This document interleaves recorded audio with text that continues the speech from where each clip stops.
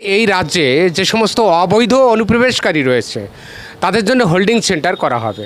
আর গতকাল আপনারা জেনে গেছেন যে গতকাল সংবাদ মাধ্যমে আপনারা জেনে গেছেন যে প্রথমে যে সমস্ত অবৈধ অনুপ্রবেশকারী বাংলাদেশ থেকে, আমি যেহেতু আমার কাছে বাংলাদেশ রয়েছে, বেসিক্যালি তিনটি দেশের কথা বলা আছে, একটা হচ্ছে বাংলাদেশ, একটা আফগানিস্তান, আর একটা হচ্ছে পাকিস্তান থেকে 6 ধর্মের মানুষ বাদে হিন্দু, বৌদ্ধ, জৈন, পার্সিক, শিখ এবং খ্রিস্টান, এই 6 ধর্মের মানুষ বাদে আর যারা এই ভারতবর্ষে অন্যায়ভাবে প্রবেশ করেছে তারা অনুপ্রবেশকারীদের বিরুদ্ধে আমাদের ভারতীয় জনতা পার্টির সংকল্পপত্রে বলা ছিল জিরো টলারেন্স, কোনো মার্জনা নেই, কোনো ক্ষমা নেই।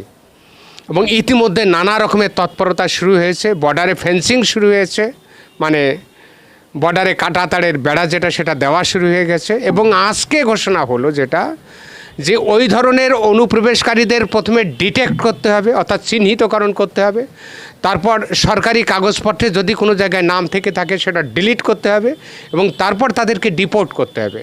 ডিপোর্ট মানে পুশব্যাক করতে হবে।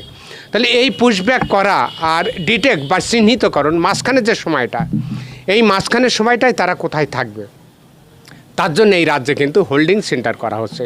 আগে আমরা ডিটেনশন ক্যাম্পের কথা শুনেছিলাম, তো যাক, ডিটেনশন ক্যাম্প নয়, হোল্ডিং সেন্টার, এবং দ্রুত মানে তাকে ডিটেক্ট করা, তার নাম ডিলিট করা এবং তাকে ডিপোর্ট করবার জন্যে মাঝখানে যে সময়টা, ওই সময়ে তাকে কোথায় রাখা হবে, হোল্ডিং সেন্টারে রাখা হবে, তারপর বিএসএফের হাতে হস্তান্তর করা হবে এবং তাদেরকে পুশব্যাক করা হবে। যে যে দেশের নাগরিক তাকে সে দেশে পুশব্যাক করা হবে। বাংলাদেশের তো বাংলাদেশে, পাকিস্তানের তো পাকিস্তানের, আর আফগানিস্তানের হলে আফগানিস্তানের।